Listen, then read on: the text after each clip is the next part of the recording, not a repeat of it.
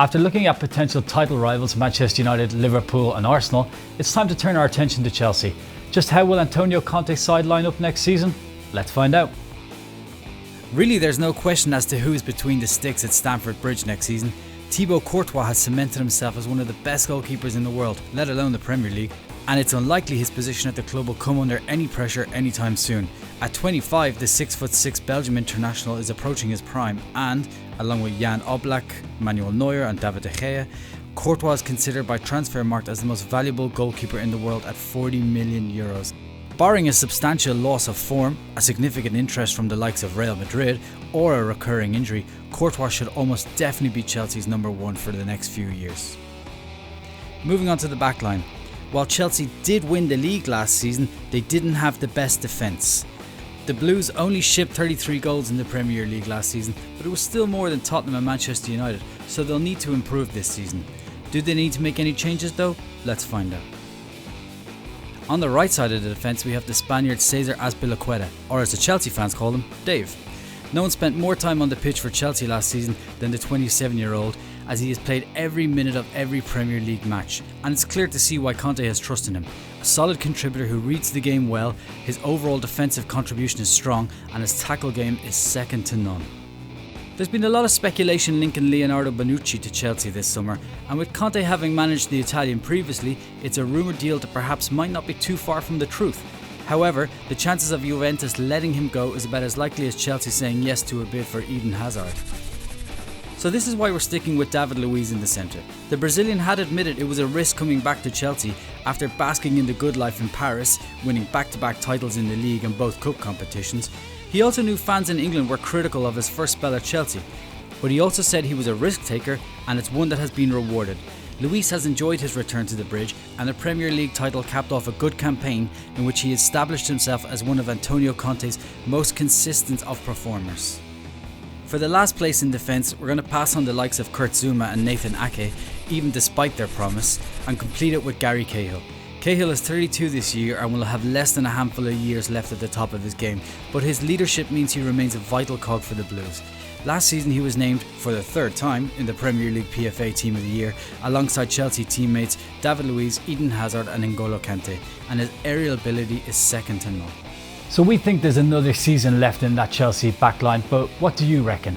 Should Conte pull some strings and bring in Bonucci, or will Luiz, Azpilicueta and Cahill continue to be one of the best defensive lines in Europe? Ponder that for a second as we've moved further up the field. Okay, there's been no new faces so far, so let's change that and throw a new signing into the mix. Marcos Alonso impressed greatly last season with 6 goals and 3 assists, surprising many with the way the former Bolton man took to his new home. His defensive capabilities proved to be excellent and his free kicks are deadly, but there's one player that, if he arrives at Stamford Bridge, could usurp Alonso from the starting lineup, and that player is none other than Juventus' Sandro. Sandro is a regular at Juve and his dribbling, crossing ability and love for getting forward could be perfect for Conte's system. At 26 and under contract until 2020, he certainly won't come cheap though. Over on the right side, we're sticking with the new and improved Victor Moses. A man seemingly set for the Premier League wilderness after loan moves to Liverpool, Stoke and West Ham all turned out to be a little meh. Moses contributed 4 goals and 4 assists during the campaign in a season that finally established him as a regular at Stamford Bridge. Conte worked with a host of attacking wing-backs at Juventus, and he seemed to be the coach Moses had been waiting for since he first emerged at Crystal Palace. Can he keep his place in the new campaign? We believe he will, particularly with few direct challengers to that role on the right. Now to midfield, where we have the incredible, amazing, wonderful N'Golo Kante. Last season, Kante was named the PFA Players Player of the Year, the Premier League Player of the Season, Football Writers Association Footballer of the Year, and the Chelsea Players Player of the Year. Pretty impressive, right? So there's no question as to whether he'll start in Chelsea's middle next season. Other than Cahill and Azpilicueta, no one played more minutes in a Chelsea shirt last season, and he's cementing himself as one of the best midfield players in the world. Not bad for a 26-year-old late bloomer who just 3 years ago was playing French second division football. But who will be next to Kante next season? With Nemanja Matić continuously being linked to Manchester United, Chelsea have an important place to fill.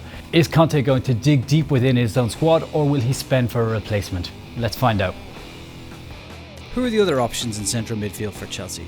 The first name that might spring to mind would be Fbregas.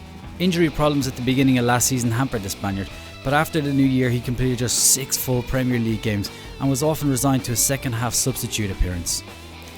So it seems unlikely Fbregas will command a starting place this coming season, while we also believe it might be a bit too much to expect Nathan Chalboa or Ruben Loftus-Cheek to be handed that responsibility. With all that in mind, we see him bringing in Monaco's highly rated Timothy Bakayoko.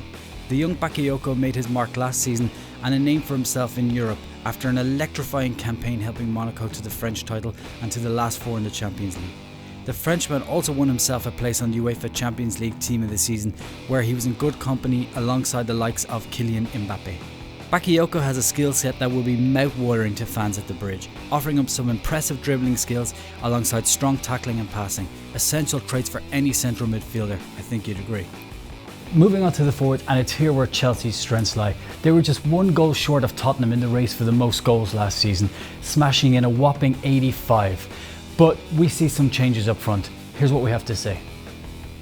On the left, barring a shock move from Real Madrid, we see last season's star man Eden Hazard pulling the strings here. After an underwhelming 2015-2016 season, in which the Belgian international didn't score a single league goal until April, last season was a stormer. With his confidence fully returned, his 16 league goals helped Chelsea secure the Premier League title and put him back on the map as one of Europe's most dangerous attackers. On the opposite side, we could go with either Pedro or Willian.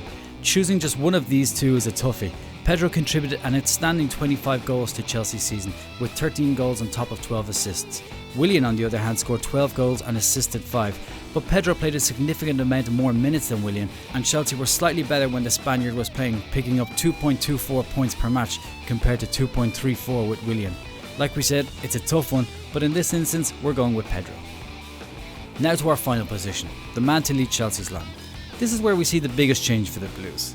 With the on-off relationship between Conte and Diogo Costa perhaps hitting rocky ground once more, is the Spaniard on his way out? On the pitch, his value was clear last season. Costa scored 20 league goals and was the 5th most featured player in Conte's side during the campaign, making him, on paper, key to the Blues' defence this season. Or so you think, if you ignore the rumours of clashes with Conte and interest from elsewhere. So with that in mind, Chelsea will need a big player to fill those big boots. Who do they have in the current squad? Michy Batshuayi played a role last season, but to expect him to fill Costa's position and expect the same results? Well, that would just be naive, especially since he doesn't seem to have Conte's confidence. Álvaro Morata of Real Madrid has also been mentioned here, but we're going for a guy who's already been in blue, and that's Romelu Lukaku. The big Belgian wants a move after several stellar seasons at Everton, that much is clear. Deemed unready to lead Chelsea's line when he was at the club between 2011 and 2014, there is no doubting his ability now. Of course, he'll cost rather more than the £28 million Chelsea sold him for in 2014, but at 24 and approaching 100 goals in the Premier League, he's the perfect man for the Blues to build their attack around. So there you have it, Chelsea's potential 11 for next season, with a couple of old faces and a couple of new faces. Let us know as always, and don't forget to subscribe. I can't say it! Barely made it. Okay.